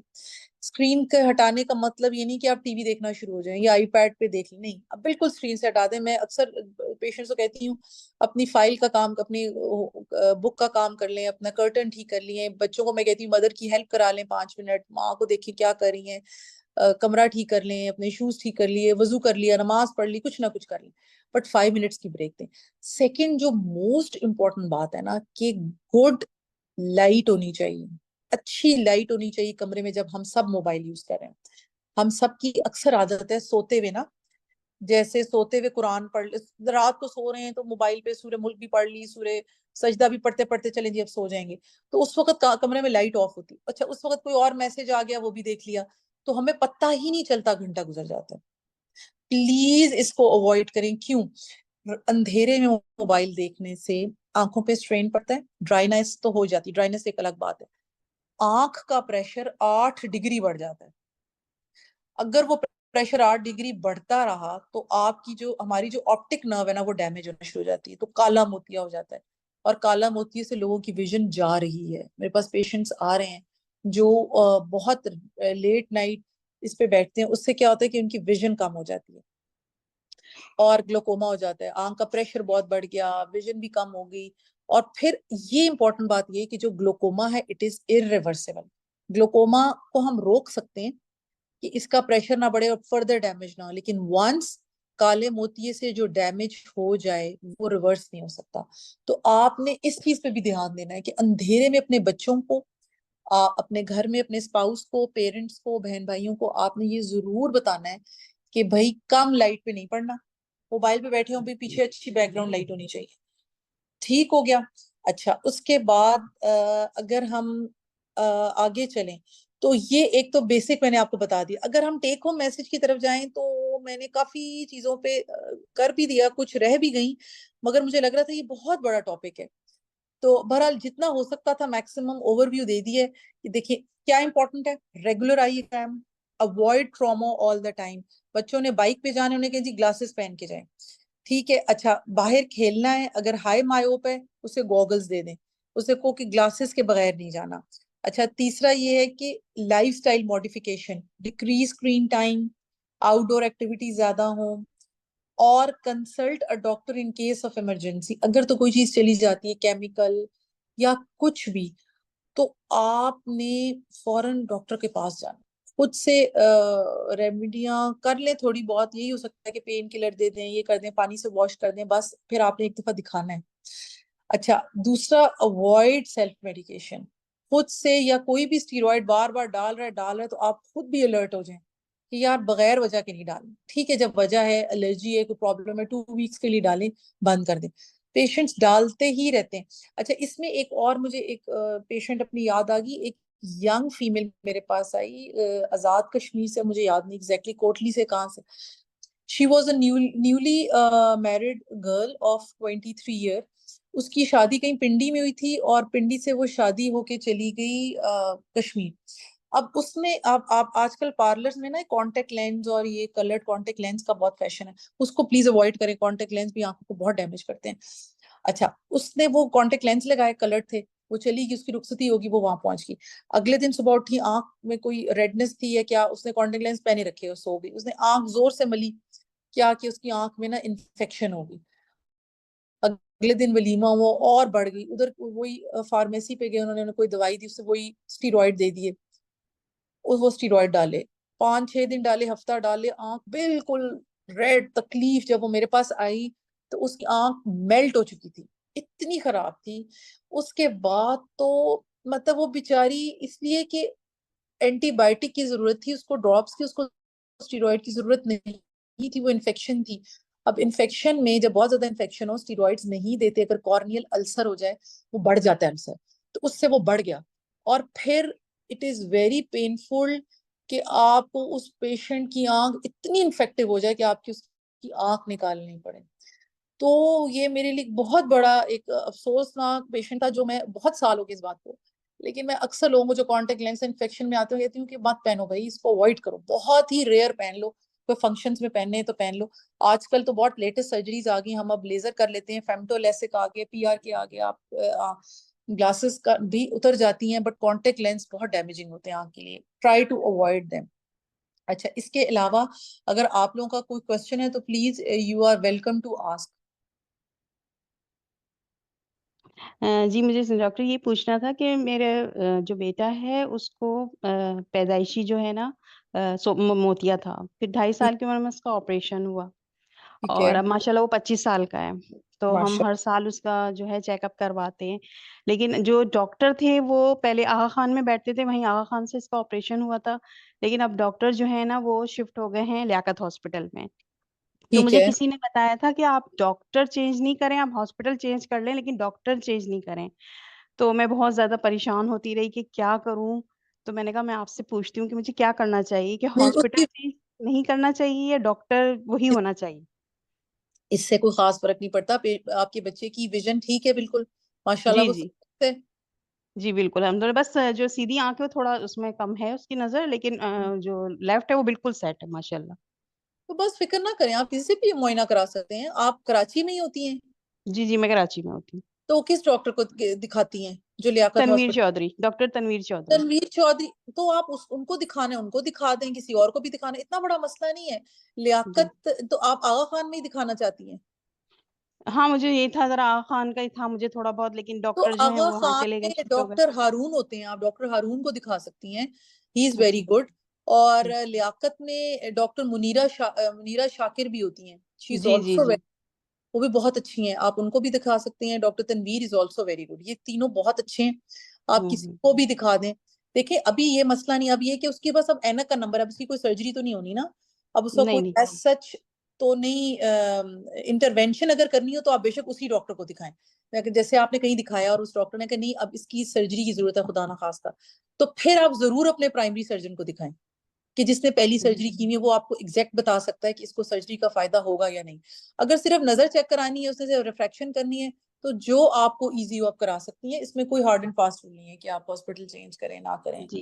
कोई असल इतना। में अभी जो वो मैंने डॉक्टर तनवीर चौधरी को दिखाया था ना लियाकत में, तो ज़ाहिर है वो तो सारी हिस्ट्री भूल गए, ज़ाहिर है वो तो जो बुक्स होती उनके पास जो हिस्ट्री होती है उसी से वो देखते हैं, तो हाँ फिर उन्होंने सारे टेस्ट करवाए हैं, फिर उनको फिर नहीं याद थोड़ी आया उनको, हालाँकि उन्होंने हर साल देखते थे, लेकिन ज़ाहिर है इतना पेशेंट होता है उनको याद थोड़ी रहता है। तो फिर आप उन्होंने कहीं भी सारे दिखा, टेस्ट करवाए। हाँ आप कहीं भी दिखा दें, कोई मसला नहीं है। बच्चा सही माशाल्लाह है। बड़ा हो गया, ठीक है, तो अल्लाह उसको शिफा दे, ठीक रहे, बस आंख की केयर आमीन। करें, चोट ना लगे उसको, ठीक जी, रहेगा, और जी, जी। ग्लासेस पहनता रहे। इंशाल्लाह, आमीन, आमीन। ठीक है, जज़ाकिल्लाह। अच्छा ऐसे है कि मेरे हस्बैंड को जो ग्लासेस लगी थी ना वो शादी से पहले अबाउट 28 इयर्स के थे जब उनको ग्लासेस लगी, बट ठीक मुझे ग्लासेस लगी हैं अब लेट 40s में। ठीक। क्योंकि मैं डायबिटिक भी थी तो थोड़ी सी वजह से मुझे थोड़ा सा होना शुरू हो गया ना आई साइड। अब मेरे जो दोनों बेटे हैं उनको अभी से ही लाइक स्कूल एज में ही उनको ग्लासेस लगी हैं, तो क्या ये भी जेनेटिकली इफेक्ट हो रहा है उनको? क्योंकि पेरेंट्स को समटाइम बहुत लेट क्लासेस लगती हैं मगर बच्चों को बहुत अर्ली लग जाती हैं। लेकिन तो हाँ, एक तो ये चीज। जी जी हाँ ठीक। प्लीज। दूसरा दूसरा सॉरी बताएं, कुछ अभी आपने अच्छा कुछ। जी, दूसरा ये था कि उनकी सिलेंड्रिकल आई है, जो आई साइड की वीकनेस है, तो जबकि हम दोनों में वो चीज नहीं है, तो ये डिफरेंस क्यों हो जाता है? अच्छा एक बात, दूसरा मुझे ये बताएं, पहली बात तो ये बताएं कि सिलेंडर क्या नंबर है दोनों का, कुछ याद है आपको? आ, काफी लाइट है, कोई बहुत ज्यादा अभी तेज नहीं है, तो पॉइंट मगर है, है पॉइंट लाइट। फाइव तो है या वन जी है? जी जी, पॉइंट्स में 0.75 और 0.5 आई थिंक और एज क्या है बच्चों की? है। 15 एंड 16 ईयर्स इस तरह। वो भाई कुछ भी नहीं है, 0.5 0.75 कुछ भी नहीं है। नॉर्मल 0.5 0.25 तो होता है नॉर्मल लोगों में, अक्सर लोगों को पता नहीं चलता। लेकिन ये जो है नंबर है ना, ये बच्चों में आजकल बहुत ज्यादा ट्रेंड हो गया। एक तो ये कि हमारे बच्चे ना, आई डोंट नो आपका बच्चे बैठते हैं लेकिन जनरली हमारे बच्चे ना ये आईपैड और मोबाइल बहुत यूज करें। आज से कोई 15-20 साल पहले जापान की एक बहुत बड़ी स्टडी हुई थी, क्योंकि वहां पे गैजेट्स पहले आए थे। उस स्टडी में उन्होंने ये प्रूव किया था कि जो बच्चे मोबाइल और आईपैड पे ज्यादा बैठते हैं उनकी दूर की नजर कमजोर हो जाती है, और जो लोग कम बैठते हैं उनकी कम होती है। अच्छा इसकी भी एक बड़ी साइंस है, इसकी साइंस ये है कि जब हम बहुत ज्यादा गैजेट्स पे बैठते हैं ना, स्क्रीन पे बैठते हैं, तो हमारा ब्रेन डेवलप कर रहा है ना, हम बच्चे बढ़ रहे हैं, हाइट भी बढ़ी, ब्रेन वो सब कुछ बढ़ रहा है, तो ब्रेन करीब की नजर स्ट्रांग होती रहती है, और ब्रेन का वही पार्ट स्ट्रांग होता रहता है जो करीब की नजर देखता है, और जो दूर की नजर देख रहा होता है वो पार्ट ही नहीं डेवलप होता, ना ही वो ज्यादा डेवलप होता है, ना ही वो स्ट्रांग होता है। तो उन बच्चों की दूर की अक्सर की कमजोर होती है। कुछ अननोन फैक्टर्स हैं जिसका 100% नहीं अभी हम कह सकते। अच्छा आप बच्चों को ये जरूर देखिए उनको कोई एलर्जीज तो नहीं है, वो आंखें तो नहीं मलते रहते, क्योंकि जो बच्चे ज्यादा आंखें मलती हैं, ड्राइनेस होती है उनको ना, उसमें सिलेंड्रिकल नंबर ज्यादा बढ़ता है। अगर एक दफा सिलेंड्रिकल नंबर थोड़ा सा आ गया, और अच्छी बात जो उसकी ये है, और वो आंखें नहीं रब करता तो वो नहीं बढ़ता, जो स्फेरिकल नंबर है ना वो बढ़ता है। अगर सिलेंड्रिकल उसका 0.75 है और वो आंखें रब नहीं करता, उसको कोई एलर्जी नहीं है, ड्राइनेस नहीं है, तो इनशाला वो बूढ़ा भी हो जाएगा तो नहीं बढ़ेगा। तो और ये थोड़ा नंबर, इसका कोई इतना मसला नहीं है, कोई इतनी खौफनाक से एबनॉर्मेलिटी नहीं है। हाँ फैमिलीज में रन करता है, और ये चेंज जो ट्रेंड्स आ रहे हैं ना, चेंज के स्फेरिकल नहीं सिलेंडर, ये सब आ रहे हैं, कुछ भी हो सकता है, वो थोड़ा बहुत स्फेरिकल भी हो सकता है और सिलेंड्रिकल भी आ सकता है। मगर आप ये जरूर नोट करें बच्चा रब ना करता हो आंख और उसको कोई एलर्जी ना हो या ड्राइनेस ना हो। अगर ये सब चीजें हो तो फिर इसको जरूर इसका ट्रीटमेंट कराएं ताकि ये नंबर ना बढ़े। ठीक है, और कुछ फरियाल पूछ? खान। हाँ, ठीक है, कुछ चीज पूछनी है तो बताएं। फरियाल खान, आप अपना माइक अनम्यूट कीजिए। अस्सलाम वालेकुम। वालेकुम अस्सलाम वरहमतुल्लाहि वबरकातुहू। Thank you. मैंने आपसे ये पूछना था कि मेरा इशू एसएच और आईसाइट वीकनेस का नहीं है, बट मैं टीचिंग करती हूँ ना। रिसेंटली मेरा अभी हार्डली 2 मंथ्स कंप्लीट हुए टीचिंग के। तो मैं जब घर वापस आती हूँ तो मेरी आईज पे बहुत बर्डन होता है। और जो समटाइम कॉलेज में भी मैं ज़्यादा एनर्जी मेरी यूटिलाइज हो ना, तो उसके बाद आईज पे बहुत बर्डन होता है और मैं किसी को मतलब देखना मेरे लिए बहुत मुश्किल होता है। और मैं चाहती हूँ मुझे किसी की आवाज़ ना आए और बहुत मैं पुरसकून इन्वायरमेंट में हूँ। और मैं मीन्स के बहुत ज़्यादा चिड़चिड़ी टाइप उस टाइम हो जाती हूँ जब मेरी आईज पे इस तरह प्रेशर होता है। और समटाइम मुझे यूं भी लगता है कि मुझे अपनी आंखें जो है ना बहुत डल डल लग रही होती हैं। समटाइम्स तो नहीं, ऑलमोस्ट ऑल द टाइम जब से मैंने टीचिंग स्टार्ट की है तो मुझे अपनी आई जो है ना इस तरह फील होती है कि ये सॉकेट्स में अंदर जा रही हैं। और ये मीन्स कि मुझे बहुत ज़्यादा इसके इस बारे पेन में मैं होती है। अच्छा, ऐसा कोई मुझे ये बताएं कि आपने कभी आईसाइट चेक कराई है? नहीं, मैंने आई सेट कभी भी चेक नहीं कराई है। तो आप करा लें। जो कभी नहीं किया वो अब कराना चाहिए। अब आपको खुद पता चल रहा है कि मैं जब से टीचिंग शुरू की है मेरी आंखें थक गई, इसका मतलब आपका कोई थोड़ा सा नंबर हो सकता है हो। और मोस्ट प्रोबेबली ये सिलेंड्रिकल नंबर जिनके बेशक थोड़े से भी हो ना उनको प्रॉब्लम आती है, पढ़ने में भी, जी दूर में भी, करीब में भी। तो आप अपना नंबर चेक कराएं ग्लासेस का, और अगर उसमें जी थोड़ा सा भी नंबर आता है तो वो लगाएं तो कंफर्टेबल हो जाएंगी। दूसरा, आप कोई आर्टिफिशियल टीयर्स यूज कर सकती हैं अगर आपकी ड्राइनेस हो। लेकिन फिलहाल मुझे जो ये लग रहा है आपकी आंखों का कोई ना कोई नंबर होगा, और उस नंबर की वजह से आपको ये हेडेक हो रहा है। क्योंकि टीचिंग में तो जाहिर है बहुत ज्यादा स्ट्रेन देना पड़ता है ना, काम भी बहुत होता जी है, पढ़ाना भी है, कॉपीज भी चेक। एग्जैक्टली ऐसा है। तो और दूसरा ये कि अगर आपका ये पैशन है तो फिर करें। टीचिंग आसान जी नहीं है। टीचिंग अगर आपको शौक है तो करें, क्योंकि जी जी और ये बड़ी रिस्पॉन्सिबिलिटी होती है पढ़ाना। तो और जी अगर आप एक तो नजर चेक कराएं, दूसरा है कि अगर आपका पैशन है तो फिर करें। अगर आपको ये बर्डन लग रहा है अगर ग्लास, तो फिर आप स्विच कर लें कुछ और। देखिए ना, अब आपकी लाइफ, जी जी आपकी सेहत भी कॉम्प्रोमाइज हो रही है, अब आपको इतनी ज्यादा पेन एग्जैक्ट हो रही है। तो पहले तो अपनी नजर चेक कराएं, और अगर उससे कोई नंबर आता है लगाएं। अगर आप कंफर्टेबल हैं तो फाइन, अगर उसके बावजूद आपको ये बहुत बर्डन लग रहा है, क्योंकि कुछ स्कूल वाले ना ओवर बर्डन भी जी बहुत कर देते हैं। तो एग्जैक्टली आप प्राइवेट सेक्टर में स्पेशली ना। प्राइवेट स्पेशली, तो आप उसको स्विच कर लें। कोई ऐसी बात, जी इस्तिखारे की दुआ पढ़ें और अल्लाह का नाम लें। अगर आपको लगता है कि यार ये मेरे लिए ठीक नहीं है तो यू कैन स्विच, मगर ओके ग्लासेस नंबर चेक करें। जी थैंक यू। मेरा एक और क्वेश्चन है बताएं। कि लाइक देखिए कुछ लोगों की ना होती है आईज जो होती है ना वो बहुत ज्यादा अंदर की तरफ होती है ना। और कुछ लोगों हाँ, की मीन फेस के साथ होती है और मीन अच्छी लोकारी होती है। Is there any mean reason behind it कि जिन लोगों की मीन बहुत ज्यादा आईज मीन सॉकेट्स में मीन बहुत ज्यादा अंदर की तरफ होती है और वो वीक वीक फील हो रहे होते हैं, बहुत अच्छा मैं डल बताती होती है। देखें, बात सुने। किसी की आंख का साइज थोड़ा छोटा होता है, किसी का बहुत बड़ा भी होता है। जी जी ये तो रब की देन है ना, रब ने जैसे डिवीजन की हुई है वो की हुई है। हाँ, जी जैसे अगर हम समझते हैं कि पहले नहीं थी अब आंखें बहुत धंस रही हैं, तो आप ये देखें कि अपना कोई ब्लड टेस्ट कराएं, एचपी वगैरह चेक कराएं, कोई वीकनेस, कोई हीमोग्लोबिन कम है या खून की कमी है या आपकी नींद की कमी है। ज्यादातर जो मैंने देखा है ये वो बच्चे होती हैं या लड़कियां होती हैं जो पूरा वक्त, स्पेशली जो आईटी में होती है ना, जो कंप्यूटर्स पे होती हैं, बेचारी सुबह से रात तक उसका काम है, और दिन और रात का नहीं पता, नींद भी पूरी नहीं हो रही, फूड इनटेक भी ठीक नहीं है। यूजुअली उनके लिए होता है। लेकिन आप एचपी वगैरह उसका चेक कराएं। नॉर्मली अगर साइज छोटा बड़ा है तो वो कोई नहीं, अल्हम्दुलिल्लाह खूबसूरत होता है, हर फेस के साथ अल्लाह ने वो सही बनाया होता है, जी अगर जी गौर करें ना। हाँ, ये एक बात है कि इंसान की आदत होती है, जो चीज उसके पास नहीं होती उसको वही सबसे अच्छी लग रही होती है। जिसकी आंखें बड़ी होती कहती है यार इतनी बड़ी है मैं क्या करूं, बंद ही नहीं होती, मैं चाहती हूँ थोड़ी छोटी होती। जिसकी छोटी होती है वो कहती है यार बड़ी सी आंखें होती तो मैं क्या ही बात थी। तो आपके फेस के लिए जो अल्लाह ने आंखें बनाई है वो ना सबसे जबरदस्त है और बेहतरीन फिट है। हाँ, लेकिन अगर आपको लग रहा है कि पहले नहीं था अब आंखें धंस रही हैं, तो आप अपना एचपी चेक कराएं, ब्लड टेस्ट कराएं, अपने एलएफटीज कराएं।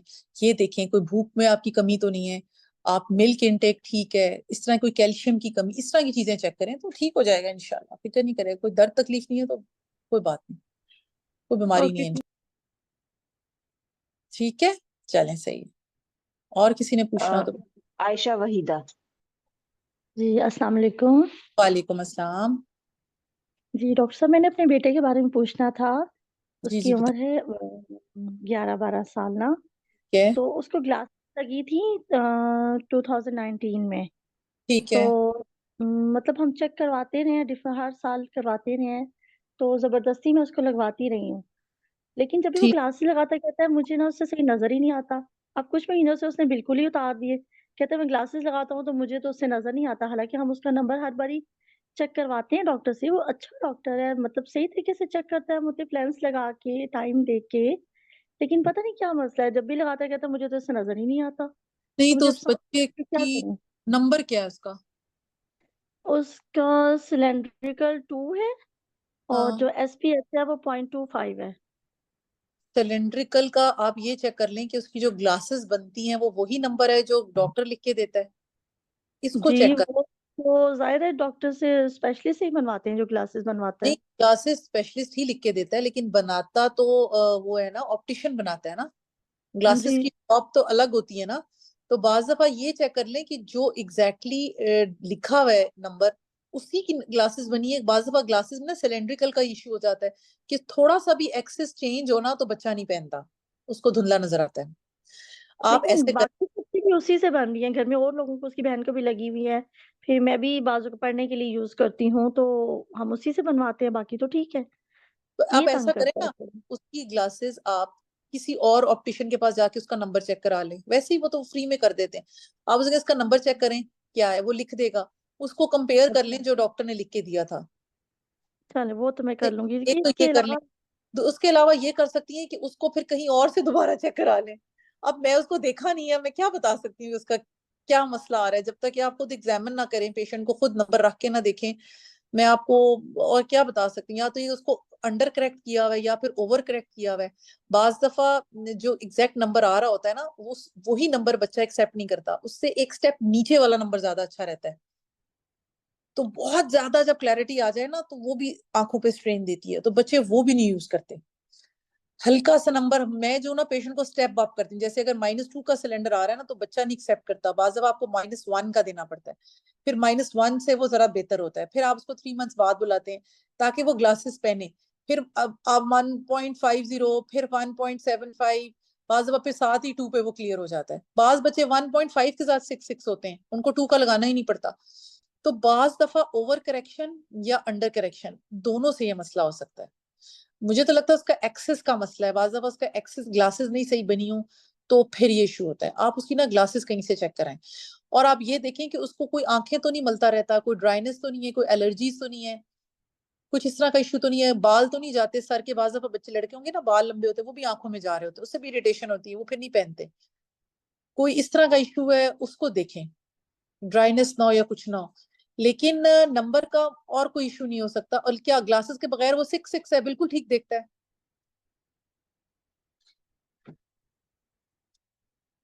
हेलो, ग्लासेस के बगैर वो ठीक देखता है मेरे ख्याल में। जी हाँ, नहीं, मेरा माइक बंद हो गया था।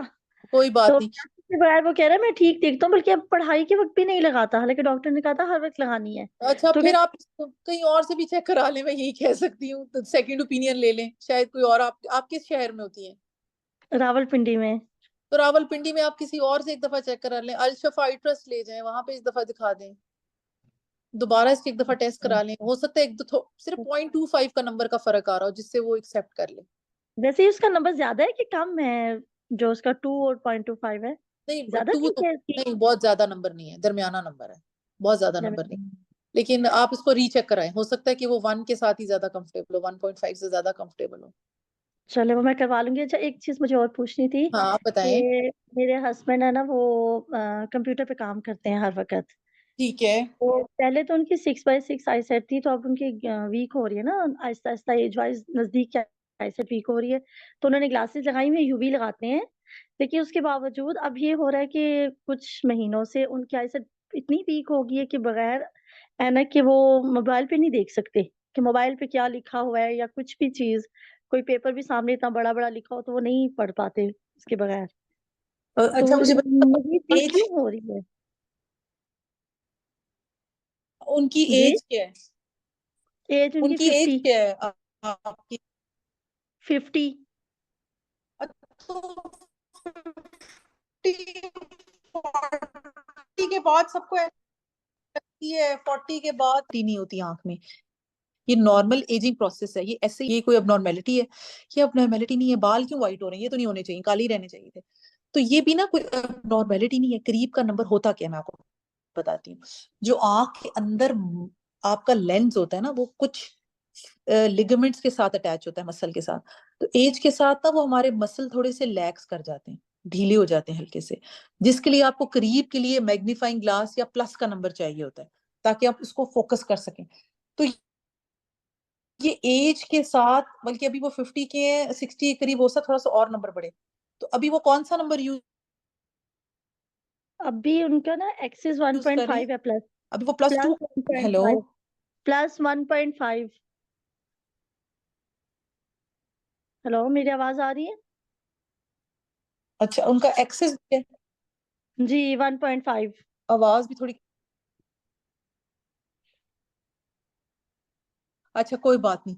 ये नंबर को इतना ज्यादा नहीं है, ये 1.5 यूजुअली लोगों को 45 एज में लग जाता है, उनको तो बहुत कम नंबर लगा हुआ है 50 प्लस में। तो ना फिक्र करें, ये नॉर्मल एजिंग प्रोसेस है। ग्लासेस लगती है, लगा लें, इसमें कोई परेशानी, कोई अबनॉर्मेलिटी नहीं है, कोई तो मोतिया नहीं है। अब उनकी ना सर की ना साइड पे पेन भी बहुत होना शुरू हो गया है, तो उनका नंबर तो चेंज हो, इसकी वजह से वो नंबर चेंज हाँ। होता है फ्रीक्वेंटली करीब का, वो आप चेक कराती रहें। अगर तो वो बढ़ गया है तो उसको लगा लें, क्योंकि स्ट्रेन पड़ता है बहुत ज्यादा जो करीब का काम करते हैं ना, और अगर नंबर ठीक ना लगाओ तो फिर आंखों पे बहुत स्ट्रेन पड़ता है, तो उससे हेडेक होता है। तो उनका नंबर दोबारा चेक करा लें, सरदर्द नहीं होगा इंशाल्लाह। जी डॉक्टर ठीक है, साहब, अब हम और भी नेक्स्ट। काफी लोग सवाल कर रहे हैं। आप एक वक्त में एक सवाल लें, फिर वो वापस क्यू में आ जाएंगे, क्योंकि काफी लोग वेट कर रहे हैं। ठीक है, कोई नहीं, बताएं। माजिदा जाहिद। अस्सलाम वालेकुम मैम। वालेकुम अस्सलाम। मैम मुझे ना क्लास 8 में ग्लासेस लगी थी, मेरा 0.5 नंबर था। अब रिसेंटली बहुत ज़्यादा हो गया, इनफैक्ट नेगेटिव पे आ गया। मैं क्लास में फ्रंट पे बैठती हूँ, एमएस के स्टूडेंट मुझे बिल्कुल नज़र नहीं आता, पता नहीं क्यों। एक -3.5 है, एक -2 है एक साइड का। मैंने अब ये रिसेंटली 6 मंथ हाँ, पहले चेक करवाई है फातिमा मेमोरियल हॉस्पिटल से। नहीं, ये आपका अपना नंबर है? जी मैम, फातिमा मेमोरियल हॉस्पिटल से रिसेंटली चेक करवाई है। आई थिंक लास्ट टाइम भी वहीं से करवाई थी। मुझे इतना हेडेक भी समटाइम्स होता है कि मुझे होता है कोई मेरे पास ना है। जब मैं सुबह जाके यूनिवर्सिटी शाम को मैं वापस आती हूँ, इतना दबाव सर पे होता है कि पता नहीं क्यों। आईसाइट भी चेंज करवाई है, आईस भी नंबर भी चेक करवाया है, कुछ समझ नहीं आ रहा। अच्छा मेरी बात सुने, आपको ग्लासेस से बिल्कुल ठीक नजर आता है? 6 मतलब आप कंफर्ट देख नजर ठीक आता है? लेटती हूँ, नहीं आता नजर। मुझे ऐसे लगता है पता नहीं नंबर बहुत ज्यादा है, या मुझे नहीं समझ आ रहा, या डॉक्टर्स को नहीं। नंबर भी चेंज करवाया है इतनी दफा। इनफैक्ट डाइट भी मेरी घर की होती है, बस अब नेचुरल। नंबर, ग्लासेस के नंबर ही की वजह हो सकती है, या आंखों में आपको कोई ड्राइनेस तो नहीं है, आंखों में कोई इचिंग तो नहीं होती रहती, खारिश तो नहीं रहती? सिंपल है, मुझे नजर नहीं आता। मैं इन फ्रंट पे भी बैठी हूँ ना, मुझे बोर्ड नहीं, तो मुझे आगे होके बोर्ड के मैं खड़ी हूँ ना बिल्कुल टीप। इनफैक्ट मेरी हिंदी की क्लास होनी, लिटरेचर है मेरा सब्जेक्ट, तो मुझे बिल्कुल आगे जाके देखना है। तो कुछ लेक्चर्स ऐसे होते हैं कि हमें नहीं पीछे से नजर आते, हमने उन्होंने लेक्चर ही देना है और बोर्ड का ही काम होता समझ है। आ गई। आप का एक समझ। दफा, मैं क्या कह सकती हूँ, आप एक दफा किसी और से चेक करा लें। लाहौर में है तो बेशक मेरे से करा लें, किसी और से करा लें। नंबर देखे बगैर नहीं मैं आपको बता सकती। अच्छा, आप लाहौर में आपको होती एंड में हैं? ना मेरा नंबर शेयर कर दें, एडमिन वालों को कहूंगी कि नंबर शेयर कर दें, अगर या एड्रेस भी शेयर कर दें। अगर आपने किसी ने दिखाना हो तो आप आ भी सकते हैं टाइम पे, जी जी, मगर मैं आपका नंबर मुझे लगता है का मसला लग रहा है। मेरा मैम बहुत ज्यादा है। मेरे फादर भी परेशान, उनका भी है, मेरे भाई की बचपन से वीक है, उनकी सबकी ठीक है। भाई के 2 ऑपरेशन भी हो गए, फादर की भी। मेरी ही नहीं मुझे समझ आती, ना फादर को ना मुझे। आप परेशान, एक तो रिलैक्स करें, अल्लाह ताला खैर करे, हर चीज का हल है इंशाल्लाह, इसका भी कोई हल निकल आएगा। बहुत ज्यादा परेशानी से भी ना हेडेक भी होता है, और फिर वो ग्लासेस भी एक्सेप्ट नहीं होती। आप ना कोई बात नहीं, परेशान हो आप, ऐसे करें, आप चेक करा लें आगे। अगर लाहौर में ही है तो आप मुझे चेक करा लें, मैं आपको अपना नंबर बता देती हूँ, हमसे कांटेक्ट कर लेना, कहीं भी आके चेक करा लें, कोई इशू नहीं है, मैं आपको देख लूंगी। ठीक है, नंबर आपका एडजस्ट कर लेंगे, फिक्र ना करें, हल है इंशाल्लाह, हर चीज का अल्लाह ने चाहा तो हल निकल आएगा। ठीक है। जी, अहमद मुख्तार के नाम से जो है वो। अस्सलाम वालेकुम। वालेकुम अस्सलाम।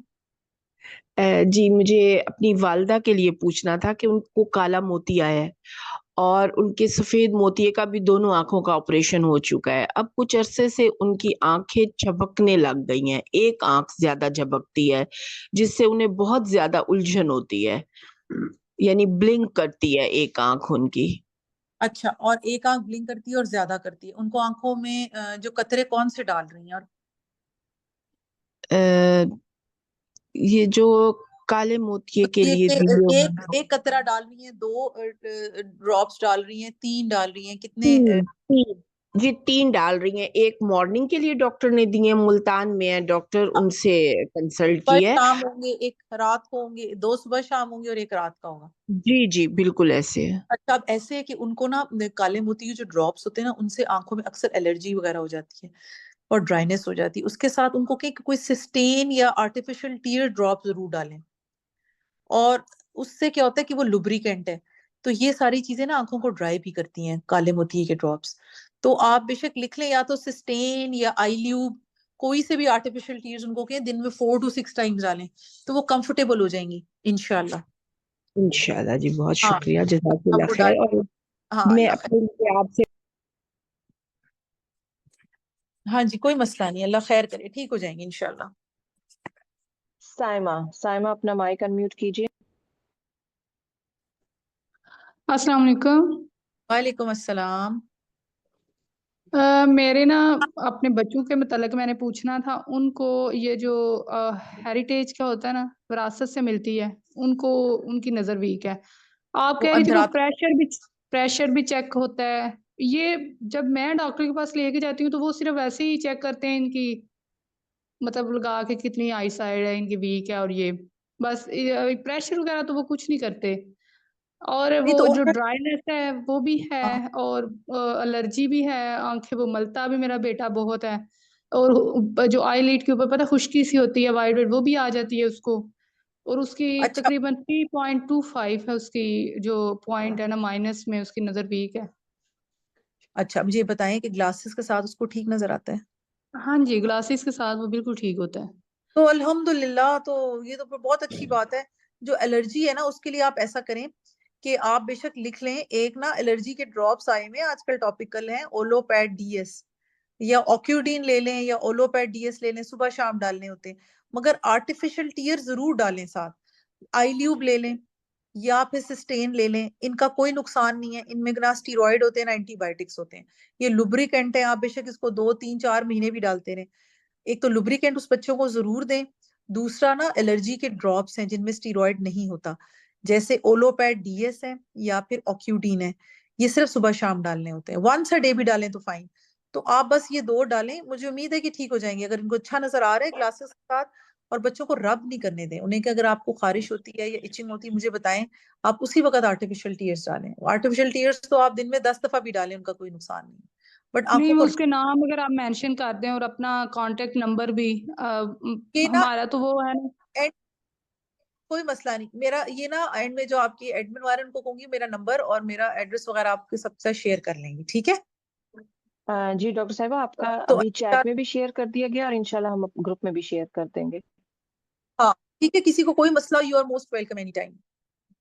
मुकद्दस जबीन, आप अपना माइक अनम्यूट कीजिए। अस्सलामु अलैकुम वरहमतुल्लाहि वबरकातुहू। जी डॉक्टर, मैंने अपना बताना था, मैं जेहलम से ताल्लुक़ रखती हूँ। वालेकुम अस्सलाम व रहमतुल्लाहि व बरकातुहू। जी, मैंने यहाँ से जेहलम से रज़िया फाउंडेशन से अपनी आईसाइट चेक करवाई थी, तो मेरी आईसाइट का कोई इश्यू नहीं है। उन्होंने बताया था कि आपकी आँखों के पट्टे बहुत ज़्यादा कमज़ोर हुए हुए हैं, जिसकी वज़ह से मेरी एक आँख में राइट साइड पे बहुत ज़्यादा वो ख़ारिश भी होती है, और इसके अलावा जो है पानी भी आता है, और ये अक्सर जो है ना शाम के टाइम पे मेरे साथ ऐसे होता है, या बाहर बाइक वग़ैरह पे जा रही हूँ तो फिर आँखों में से पानी बहुत ज़्यादा आता है, और वो सिर्फ़ राइट साइड की, और मुझे उस आँख में से धुंधला दिखाई देता है। लेकिन उन्होंने मुझे कहा है कि आपकी आई साइट का कोई इश्यू नहीं है, बस आइज़ के पट्टे कमज़ोर हैं, तो इसके बारे में मुझे थोड़ा-सा गाइड कर दें। और उन्होंने मुझे एक ड्रॉप भी दिया है, आई फ्रेश ड्रॉप्स हैं, तो उसको मैंने डालना स्टार्ट किया है, तो क्या ये ठीक रहेगा? इसको साइड इफ़ेक्ट तो नहीं है? नहीं नहीं, आई फ्रेश ठीक है, ये भी आर्टिफिशियल टीयर्स हैं, इसमें भी कोई स्टीरॉयड एंटीबायोटिक नहीं होती, आप आराम से इसको डाल सकते हैं। बाज़ दफ़ा ये हो जाता है बाइक में बैठने से आंखें थोड़ी सी इरिटेट हो जाती हैं, ड्राई भी हो जाती हैं, तेज हवा से गुजरते हैं ना, तो आप वो डाल सकती हैं। मुझे उम्मीद है इससे ठीक हो जाएंगी। अगर आपकी आईसाइट भी नहीं वीक तो फिर परेशानी की बिल्कुल भी कोई बात नहीं है। आप कोशिश करें बाइक पे जाएं तो सन ग्लासेस पहन लें या आंखों को कवर कर लें, कोई गॉगल्स पहन लें ताकि डायरेक्ट हवा ना लगे। और आई फ्रेश यूज करें, दिन में 4 टाइम्स करें, कोई मसला नहीं है इंशाल्लाह। ठीक है, ठीक। जी डॉक्टर आयशा। जी जी जो करेक्टिव सर्जरी है लेज़र से, इसके बारे में थोड़ी मज़ीद इन्फॉर्मेशन दें। लोगों की बड़ी मिसकंसेप्शन है कि लेज़र कराने से हमारी आंखें तो नहीं ख़राब हो जाएंगी, या लेज़र कितना महंगा होता है। इसकी थोड़ी नो हाउ बता दें, बेसिक बेसिक, जिससे हमें हो कि हम कराना बेहतर है, नहीं कराना बेहतर, और साइड इफ़ेक्ट्स तो नहीं है। जज़ाकल्लाह खैर। अच्छा जनाब, ये जो लेजर सर्जरी है इट इज वेरी सेफ। बहुत ज्यादा अब जो लेटेस्ट है वो तो बहुत ज्यादा क्लेम कर रहे हैं कि बाकी मशीनें बहुत अच्छी हैं, लेकिन मैं फिर भी हर पेशेंट को कहती हूँ कि 100% जात सिर्फ रब की है। मैं अगर 99, मैं कभी भी 100% नहीं कहती। लोग कहते हैं जी 100% ऐनक उतर जाएगी, मैं कहती हूँ नहीं, वो रब की जो जात है ना शफा देने वाली, वो रब ने ही देनी है, हम नहीं दे सकते। हाँ, लेजर हर पेशेंट की नहीं हो सकती, ये सबसे इंपॉर्टेंट बात समझने वाली है। उसके कोई क्राइटेरिया होते हैं। आजकल अक्सर लोग हर एक लेजर कर रहे हैं और हर बंदा कराना चाहता है। वो ये नहीं चाहता, वो सुनना नहीं चाहता कि मेरी आंख इस क्राइटेरिया पे उतर रही है या नहीं। वो कहता है बस जी मेरा लेजर करो, ऐनक उतारो, बाद की देखी जाएगी। नहीं, एक तो आपकी कॉर्निया की थिकनेस बहुत इंपॉर्टेंट है। अगर तो आपका अगला वाला कॉर्निया जिसपे आप कॉन्टेक्ट लेंस लगाते हैं, अगर वो बहुत थिन है तो you are not a candidate for laser, फिर आपका लेजर नहीं हो सकता। सेकेंडली, अगर आपका पिछला पर्दा उसमें कोई वीकनेस है, लेटेस्ट डीजनरेशन है या कोई टीयर्स हैं या होल्स हैं, तो उसकी laser is not highly recommended. तो पहले तो इस बात को समझ लें कि हर patient is not a candidate. अगर आप कैंडिडेट हैं, हर चीज ठीक है, तो कोई हर्ज नहीं है। कॉन्टेक्ट लेंस लगाने से तो बेहतर ही है कि वो जिससे उससे जो इन्फेक्शन होती है, उससे जो प्रॉब्लम्स होती है, उससे आप बच जाते हैं। लेजर दो तरह के होते हैं, एक एक्साइमर लेजर होता है पीआरके जिसको कहते हैं, और एक फेम्टोलेसिक है। फेम्टोलेसिक सुपीरियर है, दोनों ठीक है, और वो बहुत जल्दी क्विक हीलिंग है, रिकवरी है, but it is expensive than PRK.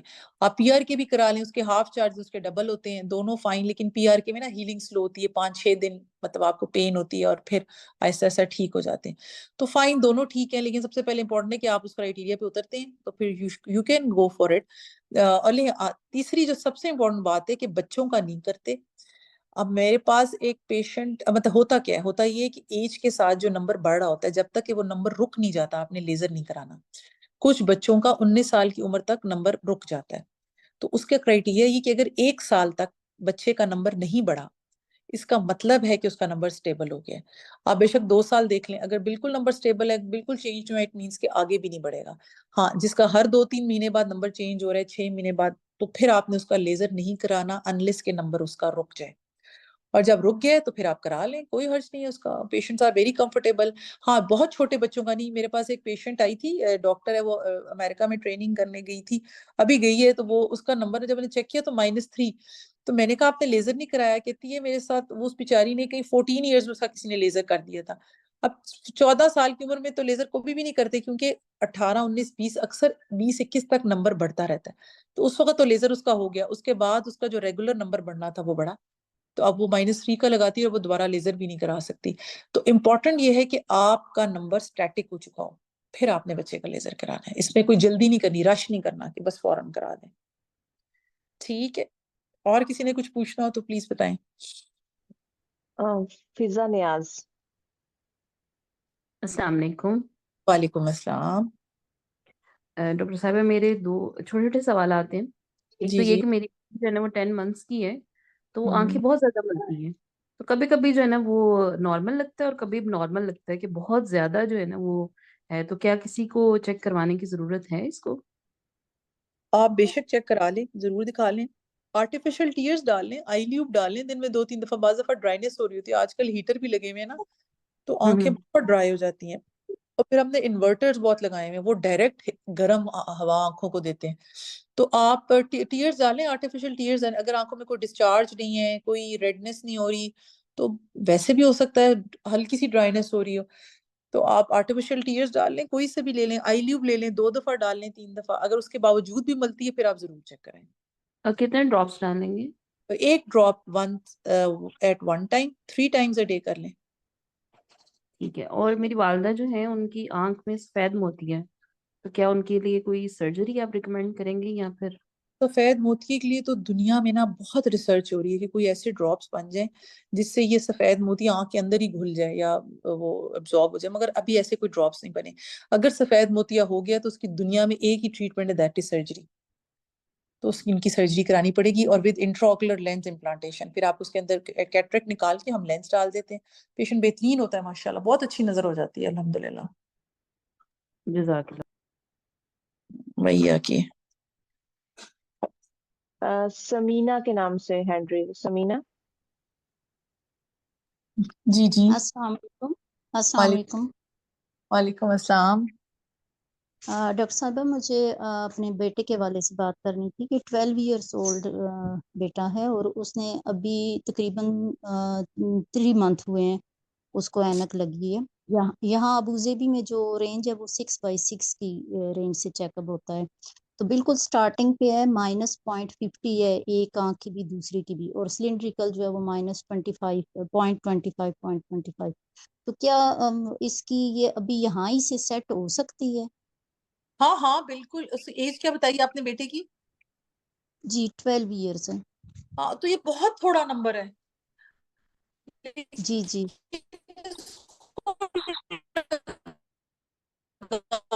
कोई मसला हो सकता है।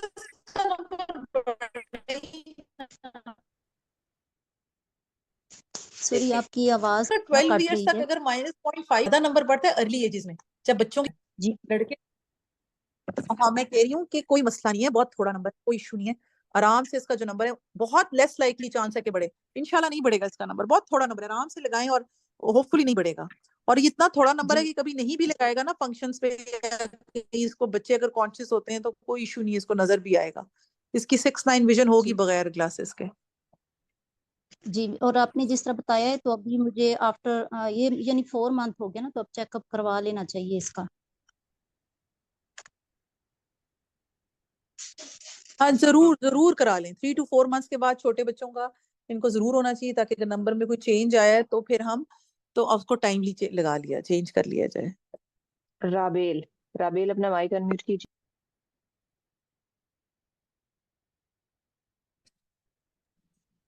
अस्सलाम वालेकुम।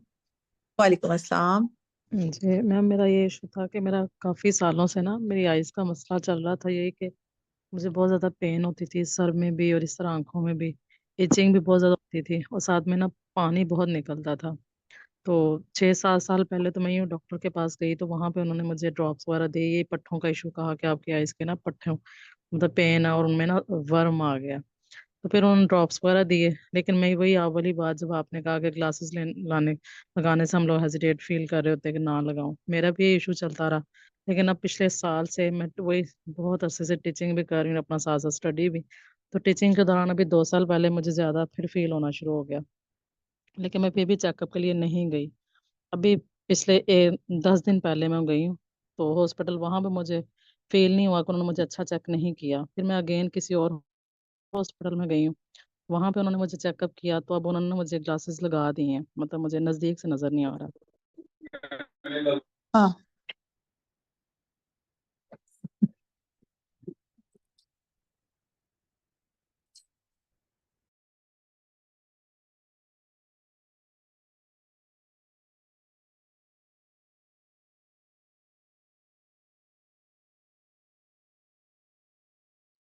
मैम आपकी आवाज नहीं आ रही। हाँ जी, आवाज मुझे भी कट रही है। मुझे जो समझ आई है, आप कह रही हैं कि आपको इचिंग थी और खारिश और फिर आपका नजर का नंबर भी था, तो अब आप ऐनक का नंबर भी लगा रही हैं और उसके लिए ड्रॉप्स भी यूज कर रही हैं। अब आप बेहतर है उससे, जो और ड्रॉप्स यूज मुझे कर ना रही कट्स लग रहे हैं, ड्रॉप्स यूज कर रहे हैं, लेकिन इसके बावजूद ना कट्स लग रहे हैं, जैसे आईज में ना कट्स लग रहे हैं और तेज सी ना रोशनी से निकलती है मेरी आईज से, लेफ्ट हैं? वाली नहीं, आईज है ना वहां से इनके तेज ओ, रोशनी निकलती है। आपकी एज क्या है? आपकी एज क्या है अंदाजन? 33। अच्छा ये तो खैर ठीक है। अच्छा मुझे ये बताएं कि आप ड्रॉप्स कौन से यूज कर रही हैं? ड्रॉप्स मैम, एक उन्होंने मुझे दिया हुआ ये टोबरा, और एक दिया ठीक है। सियोनोडेक्स दिया हुआ, साइनोडेक्स दिया है। बस ये 2 यूज कर रही हैं? जी बस ये 2 यूज कर रहे हैं। नहीं, इसके साथ ना इनमें से ना, और ये चले सेंट्रोडेक्स कर रही हैं, ठीक है, इसको हफ्ता कितना अरसा हो गया, बस 2 वीक्स यूज करने से ज्यादा नहीं करने। लेकिन आप आर्टिफिशियल टीयर्स भी यूज करें साथ, या तो आईल्यूब ले लें या सिस्टेन ले लें, कोई से भी ले लें।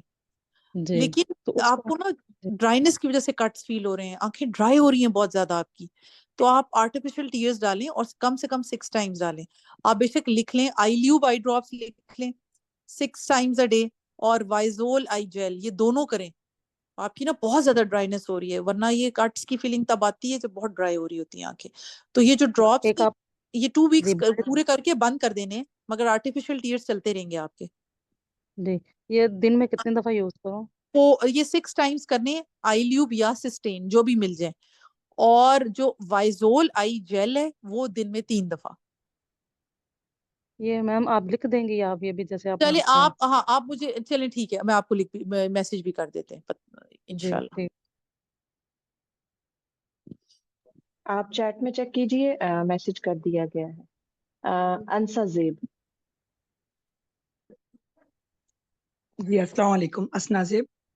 वालेकुम जी अस्सलाम। डॉक्टर, हाँ डॉक्टर साहबा, मेरा ये है कि पहले तो आइस ठीक थी, मगर अभी कोविड के बाद से थोड़ी सी डिवाइस का यूज हुआ टीचर के हिस्से से, तो ठीक आइस है। वीक हुई, वो बहुत फास्ट हुई। फिर लास्ट ईयर जैसे आइस का मैंने ग्लासेस यूज कर लिए, 0.5 से फिर 1 से 2 पे आ गई, और अब मेरी 2.5 है, और अब करीब दूर दोनों की है। पहले सिर्फ रीडिंग की थी, अब दोनों का बन रहा है। मगर लास्ट ईयर मुझे डॉक्टर खलील है कराची में, खलीक है, उन्होंने डायग्नोज किया था कि मुझे ग्लूकोमा है। मैंने सारे टेस्ट ओके। वगैरह करवाए थे, और उन्होंने मुझे मेडिसिन दी, तो मेरा ख्याल था कि वो ग्लूकोमा की होंगी। उन्होंने कहा था कुछ भी हो जाए यूज कीजिएगा, आपको जरूरी है। अच्छा, फैमिली हिस्ट्री कोई नहीं है, कहीं भी इस तरह का कोई सिचुएशन नहीं थी, मगर चले ठीक है। वो सरप्राइज था। फिर मैंने वो देखा तो वो लुब्रिकेंट थे, जो आप कह रही है ना कि ड्राई आईज होती है, उसकी वजह से। जब मेरा प्रेशर था 16-17 I think so, high pressure, मगर अभी कतर में होती हूँ ठीक मैं, है। तो मैंने लास्ट मंथ में चेक करवाया है, 2-3 महीनों में। अच्छा, मुझे डायबिटिक डायग्नोज हो गई है अभी, लास्ट मंथ ही, ठीक तो है। उसकी वजह से जो पर्दे का टेस्ट है वो भी हुआ, वो क्लियर है। मगर जो करेक्ट। मुझे ग्लूकोमा के उनको दिखाया था स्पेशलिस्ट को, तो उन्होंने बताया है कि आप ग्लूकोमा सस्पेक्ट हैं, ग्लूकोमा आपको है नहीं, ठीक और है। आप जो मेडिसिन ड्रॉप यूज कर रही हैं वो लुब्रिकेंट के यूज कर रही हैं के। तो उन्होंने भी मजीद मुझे ड्राई आइस की ड्रॉप दे दी है, और ये नहीं दी है ग्लूकोमा की। तो क्या मुझे करना चाहिए, या ये कंटिन्यू नहीं रखना नहीं चाहिए? नहीं, बिल्कुल नहीं। अगर आपका प्रेशर 16 आ रहा है, 17 आ रहा है, और इतने अरसे से आ रहा है, तो बिल्कुल ग्लूकोमा तब होता है। नॉर्मल जो अंक का प्रेशर होता है ना, वो 21, 16 से आप 21 11 है, नॉर्मल होता है। It is normal. अब तो 11 है, ठीक हाँ, है। नॉर्मल रेंज में। और आप बस रेगुलर चेक कराती ना, वो जो 3 से 6 महीने बाद वो आपके टेस्ट होंगे, अगर उसमें जरा सी भी गड़बड़ आई, तो दवाई तो किसी वक्त भी स्टार्ट हो बिल्कुल सकती हाँ, है। मगर यहाँ आप कतर में सिर्फ, तो है सिस्टम, तो मैं बाकायदा चेकअप करवा रही हूँ। तो मुझे हैरत भी हुई थी कि वहाँ मुझे डायग्नोज कर दिया गया था, यहाँ बताया कि आप सस्पेक्ट हैं, आप नहीं ग्लूकोमा मैं नहीं है। बताऊं, नहीं नहीं, आपको शायद हो सकता है उनको बताने में या समझने में मसला हो। देखो, अगर वो ग्लोकोमा डायग्नोज करते तो आपको काले मोती की कतरे भी देते हैं, मगर उन्होंने सिर्फ आपको लुब्रिकेंट दिए।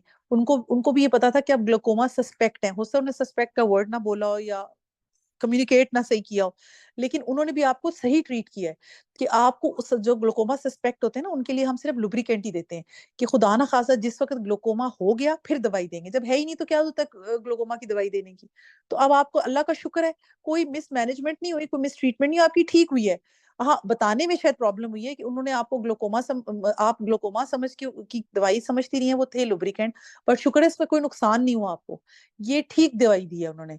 आपको लुब्रिकेंट ही देने चाहिए थे, और अल्हम्दुलिल्लाह आपको उसका, और देखे स्टैटिक है, बड़ा भी नहीं ना, अल्लाह का शुक्र है, ग्लोकोमा हुआ भी नहीं। तो ये अल्हम्दुलिल्लाह, आप बेफिक्र हो जाएं कि आप जो डाल रही थी वो ठीक डाल रही थी। आपकी आंखें ठीक है, अल्लाह का शुक्र है, ग्लोकोमा नहीं है आपको, अल्लाह का शुक्र है। डॉक्टर साहिबा के हम बेहद मशहूर हैं, उन्होंने इतना वक्त निकाला और इतनी अपनायत के साथ सवालों के जवाब दिए। उनका नॉर्मल पे मैसेज आया कि मेरे नेटवर्क को बहुत इश्यूज आ रहे हैं, इसकी वजह से मैं दोबारा रिकनेक्ट नहीं कर पा रही। 1-2 क्वेश्चंस रह गए थे, अगर आप एडमिन में भेज दें तो हम उनसे पर्सनल क्वेश्चंस कर लेंगे। आप में से जो पूछ रहे थे उनको प्राइवेटली दिखाने के बारे में, तो आप लाहौर में जो हैं, वहाँ पे वो उनको दिखा सकते हैं। अल्लाह ताला सबके लिए बहुत आसानी करे, हमारी आँख, ज़ुबान, दिल और हमारी पूरे अज़ा की और जिस्मानी और रूहानी तौर पर हमें सेहत अता करे और अल्लाह ताला बेहतरीन जज़ाए खैर दे सारे मैनेजमेंट वालों को भी और डॉक्टर साहिबा को भी। अल्लाह ताला आप सबका भी आना कबूल करे, हम एक-दूसरे के लिए मशाल राह बने। सुब्हानक अल्लाहुम्मा व बिहम्दिका नशहदु अल्ला इलाहा इल्ला अंता नस्तगफिरुका व नतूबु इलैक। अस्सलामु अलैकुम व रहमतुल्लाहि व बरकातुहू। वालेकुम अस्सलाम व रहमतुल्लाहि व बरकातुहू।